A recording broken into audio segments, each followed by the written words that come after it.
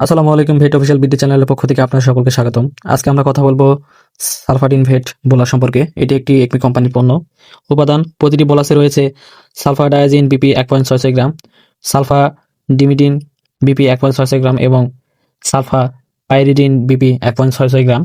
Pharmacology: সালফানামাইড folate কোএনজাইমের সংশ্লেষণের বাধা প্রদানের মাধ্যমে ব্যাকটেরিয়ার বৃদ্ধি বন্ধ করে। নির্দেশনা: সালফানামাইড সংবেদনশীল ব্যাকটেরিয়া ঘটিত সিস্টেমিক এবং অন্ত্রিক সংক্রমণের চিকিৎসায়, যেমন নিউমোনিয়া, ডিপথেরিয়া, হেমোরেজিক সেপ্টিসিমিয়া, নাভি পাকা, মূত্রতন্ত্রের সংক্রমণ, অস্থিসন্ধির প্রদাহ এবং ভাইরাসজনিত রোগ সৃষ্টি দ্বিতীয় পর্যায়ের ব্যাকটেরিয়া ঘটিত সংক্রমণের প্রতি নির্দেশিত। প্রয়োগ বিধি ও প্রয়োগ মাত্রা: শুধুমাত্র মুখে খাওয়ানোর জন্য গবাদি পশুর চিকিৎসার শুরুতে একটি বোলাস 35 কেজি দৈহিক ওজনের জন্য দিনে একবার খাওয়াতে হবে। পরের দিন থেকে একটি বোলাসের অর্ধেক বোলাস 35 কেজি দৈহিক ওজনের জন্য 4 থেকে 7 দিন খাওয়াতে হবে। সালফাডিন ভেট বোলাস পানিতে গুলিয়ে কিংবা খাবারের সঙ্গে, যেমন চিটাগুড় মিশিয়ে কিংবা কলা পাতায় মুড়িয়ে সরাসরি মুখে খাওয়াতে হবে, অথবা রেজিস্ট্রাকৃত ভেটেরিনারি চিকিৎসকের পরামর্শ ব্যবহার করুন। প্রত্যাহারকাল: মাংস 15 দিন এবং দুধ 3 দিন।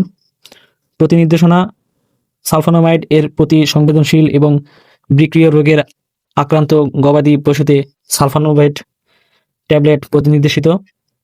পার্শ্ব প্রতিক্রিয়া: সাধারণ পার্শ্ব প্রতিক্রিয়া জ্বর, মাথা ঘোরা, অলসতা, ডায়রিয়া, ক্ষুধামন্দা, বমি বমি ভাব, বমি এবং ত্বকের মারাত্মক ক্ষত দেখা দিতে পারে। বিরল পার্শ্ব প্রতিক্রিয়া: সালফানামাইড একটি বিরল তবে খুব মারাত্মক পার্শ্ব প্রতিক্রিয়া হলো স্টিভেন্স জনস সিন্ড্রোম। এই সিন্ড্রোমটি জ্বর, মাথা ব্যথা, কাশি, মুখ এবং গলার ক্ষত, অবসাদ এবং চোখের প্রদাহ হিসেবে শুরু হয়। এটি লাল বা বেগুনি রঙের ত্বকের ফুসকুড়ি থেকে শুরু হয়, যা সারা শরীরে ছড়িয়ে পড়ে এবং পুরো খামারে ছড়িয়ে পড়তে পারে। সতর্কতা ও সাবধানতা: চিকিৎসা চলাকালীন পশুকে প্রচুর পরিমাণ পানি খাওয়াতে হবে। পার্শ্ব প্রতিক্রিয়া ও দুধবতী পশুতে ব্যবহার: সালফানামাইড মাত্রাধিক সেবনের ফলে মুখের উপরে তালুতে ফাটল এবং হাড়ের অস্বাভাবিকতা দেখা দিতে পারে। মাত্রাধিক সালফানামাইড এর দ্বিতীয় পর্যায় থেকে তৃতীয় মাধ্যমিক মাত্রা সাধারণ বিষক্রিয়া পাওয়া যায়নি, তবে উচ্চমাত্রা এবং দীর্ঘমেয়াদী সেবনের ফলে পার্শ্ব প্রতিক্রিয়া দেখা দিতে পারে। সংরক্ষণ: 30 ডিগ্রি সেলসিয়াস তাপমাত্রার নিচে এবং শুষ্ক এবং ঠান্ডা স্থানে সংরক্ষণ করুন এবং সকল ঔষধ শিশুদের নাগালের বাইরে রাখুন।